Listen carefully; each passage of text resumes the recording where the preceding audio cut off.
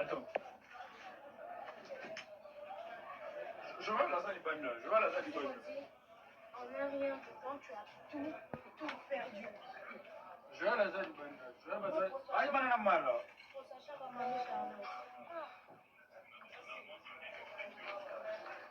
Mon cher, tu sais c'est quoi parce que et monte et limeli et zoé banati mon cher. Parce que la maison t'as la logette n'a pas mon bassin n'a pas dans le. Ça c'est ça. Comment va-t-il se pouvoir de banner dans normal? Qui est ça?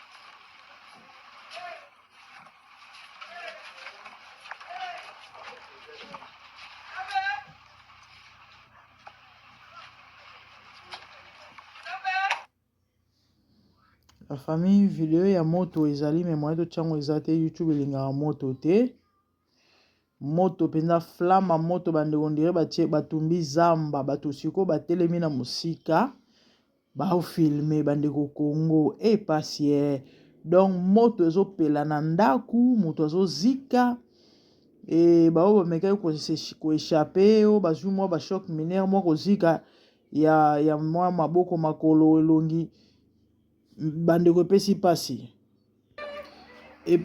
bandeko bato bazofilme na mosika nana kopusana mboka mobimba mutuka ya faya ezalaka te mboka mobimba donc secours ezalaka te donc ndako eziki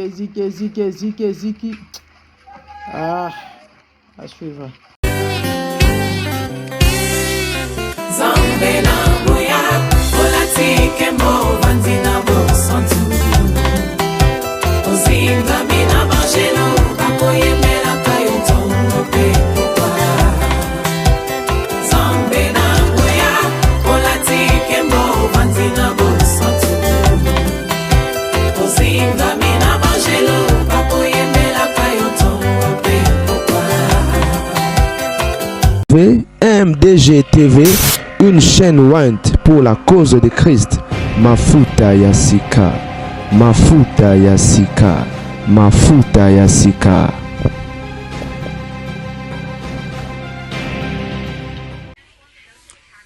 Et mbote bando babolingo, certainement vous allez très bien. Suite ya sango ya matanga et Général John Chibangu tozo sengela Général John Chibangu liberté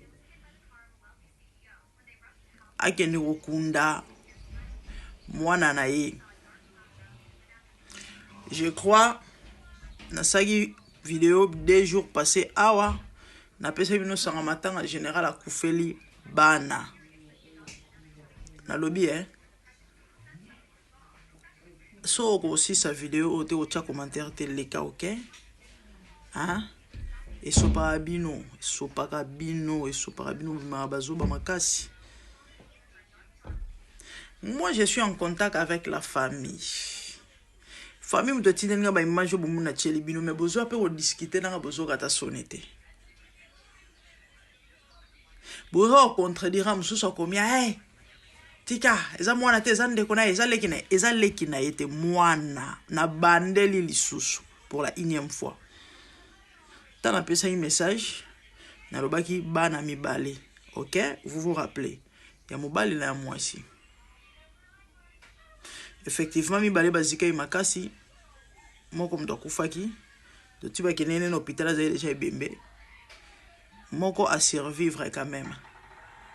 Donc na bongisi to pe na rectifier mi balete bakufi bana mi balete ya général bakufi mais moko et puis na zaki clair na précisaki baza bana na e adoptif de bino bolanda ba émission te oyoki ka introduction otangi ka titre pamba bana général bakufi bano koma bikomena na commentaire yo ebi bana général yo oyebi bango nyonso oyebi bana général nyonso oyebi ke général za soda Oui, bah soda bazana bane belé. Oui, non baba général. Son absent non baba général au co-supporté. Oui, moi la général au soza mbulani. Général John Chibangu, oui moi anali au soza mbulani. Oui, moi na souka za mbulani. Oui, bien botina basi combien? Pourquoi nous voyons le problème ko?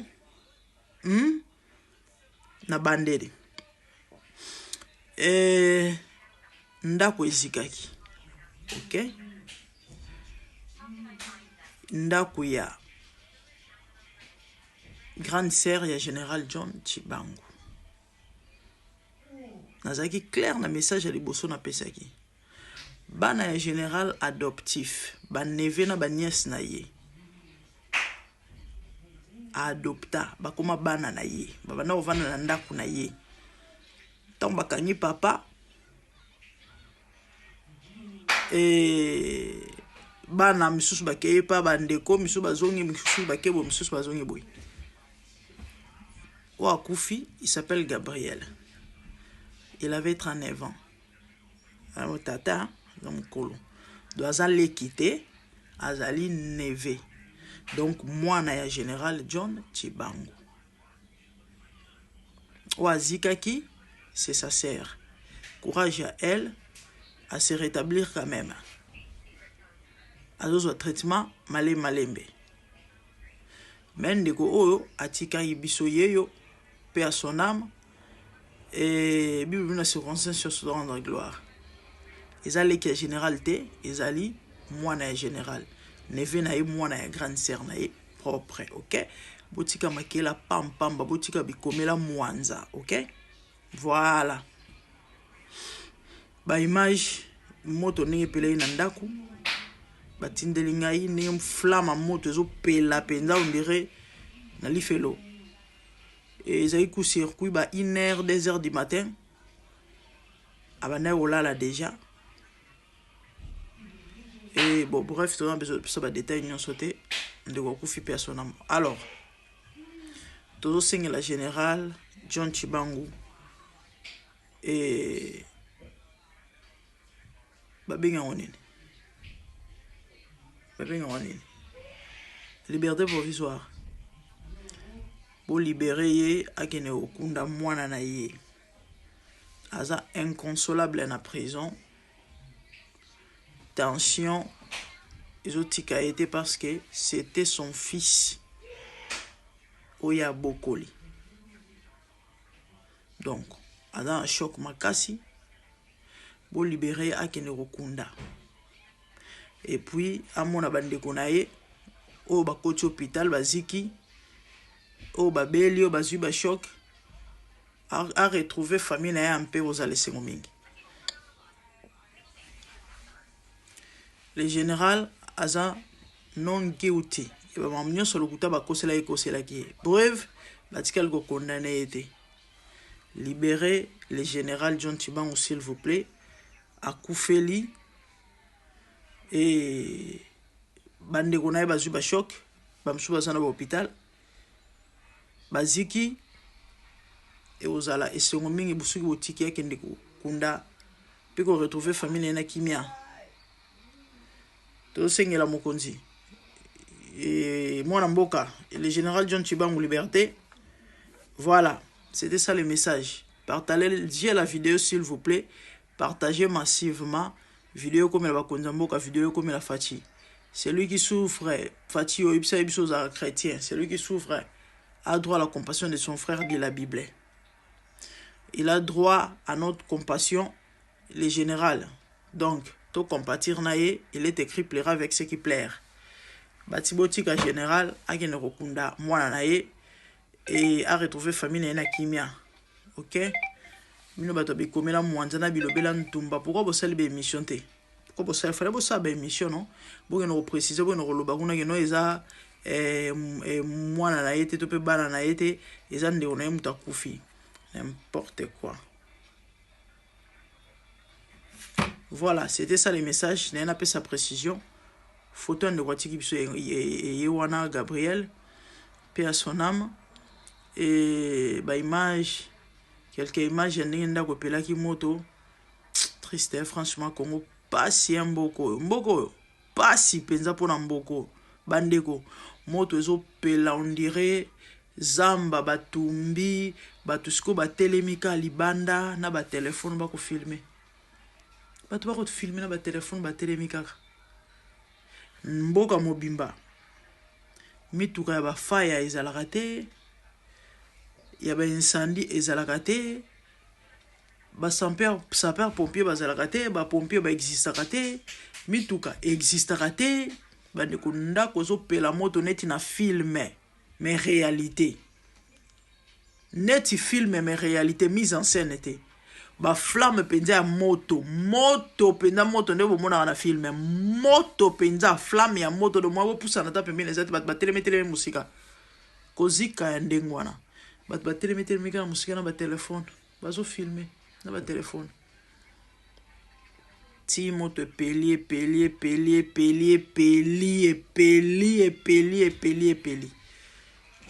moto na kati ya ziki akomi koni bato bamekaki kobunda babwaka mwa bamai tout ça machin mama na ngai Congo na poto ka biso tozala deja na système alarme na bandako soka mwa solo milinga nga na quartier naza eza contagieuse de soki alarme bavoisin leli makasi econtamine ya ngai ata epa na nga moto eza te soki alarme na bango leli makasi econtamine ya ngai yanga mpe bandi kwin ya mwepesa yanga kanda moko mundele akoma loin tala biso ya tokontinue kodetourne bambongo souci ate eza te me boluka mboka ebonga pendant que mentalité bolu kochange te bakoyiba bambongo bakodetourne bambongo bakotia na bapoche na bango bakovimbisa babanki bakosepela batindaka bana bango bakitangaka na bapoto na place base soucie babongisa mboka na bango mpo lobi bana na bango mpe baherite bato bamboka mosusu baya mpe kotanga mpona non bino bokotindaka bana bakitanga na bapoto apres ntango 6 classe azongi mboka bopesi ye poste mutu mwindo mawe africain ti eso kozongaka en tout cas Afrique nayebi te nabona loba mabe ekomo te nazosouhaite nazolakela me ti eso kozongaka Afrique nayebi te mosala eza ya kosala pardon lelo te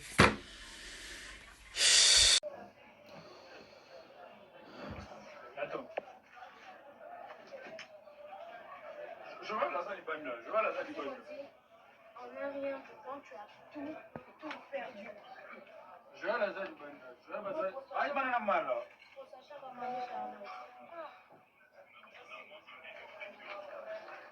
Mon cher, tu sais c'est quoi? Parce que et monte et l'email et les balanti, mon cher. Parce que dans mes doutes, dans la logette, on va s'y mettre en mode. Ça, c'est ça. Comment va-t-il se pouvoir de les anormales? Qui est ça?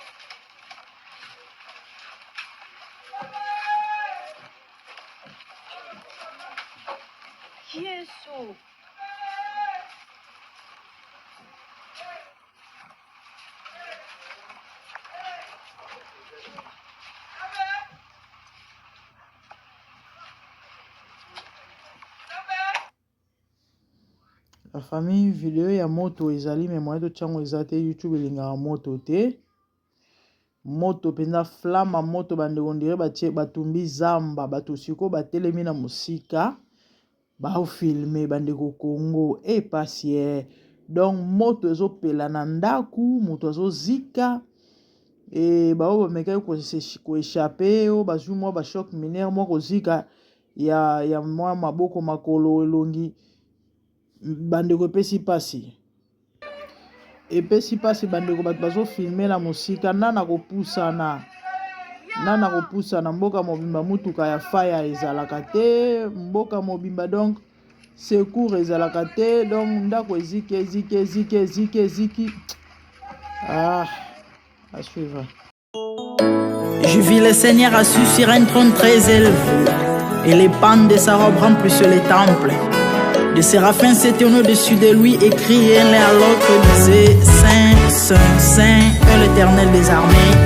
Toute la terre est pleine de sa gloire. Dans les cieux des cieux, là où vivent les rois, il y a des créatures qui l'adorent et les louent. Dans les lieux célestes, là où règne mon roi, il y a des anges qui chantent jour et nuit en sa gloire. Les 24 vieillards et les 4 êtres vivants, ensemble avec les anges, chantent ensemble en air. Ils ont réussi l'ordre d'adorer les rois, car il est l'unique, le seul vrai Dieu. Seigneur, reçois favorablement les paroles de ma bouche, car les portes furent ébranlées dans leur fondement par la voix qui retentissait, et la maison s'était remplie de fumée. Glorifie-toi. Dans les cieux, sur la terre, même sous la terre, tout est l'âme confesse que Jésus est Seigneur, car il est élevé au-dessus de toutes choses, et son nom est au-dessus de tout nom. Jésus, je m'avance devant toi, oh mon Dieu, mon roi, unissant ma voix avec ceux des anges, en jetant nos courants et des coups pleins de parfums odoriférants, nous rendons gloire.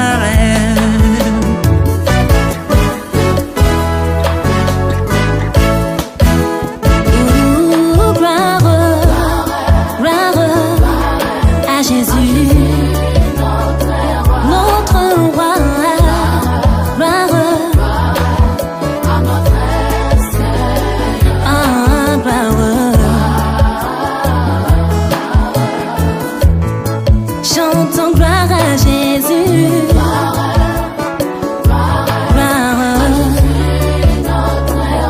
Notre Seigneur, gloire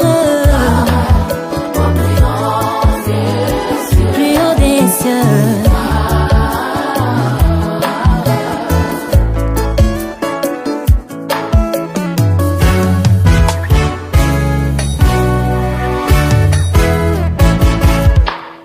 Il est beau d'annoncer les matins ta bonté. Voici mon sacrifice, la louange de ma bouche, les fruits de mes lèvres qui confessent ton nom en poussant des cris, car tes œuvres sont grandes. Bienvenue jour dans ta face que 1000 ailleurs, car tu es mon soleil, mon bouclier, ma tour forte. Tu me donnes la force du bif, tu m'arroses d'une huile fraîche. On se plaît à contempler mes ennemis grâce à toi.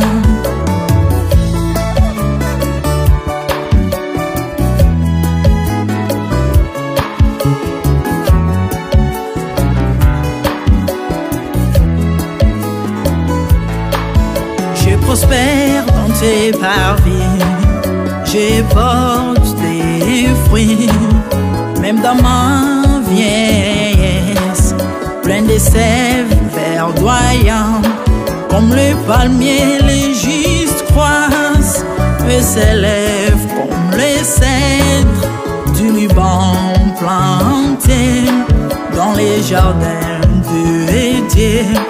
Dieu des vengeances s'élève pour venger mes ennemis. Il mettra la fin à la malice de leurs œuvres, car il est le tout-puissant, l'éternel des armées, El Shaddai Adonai, El Elyon Sabaoth.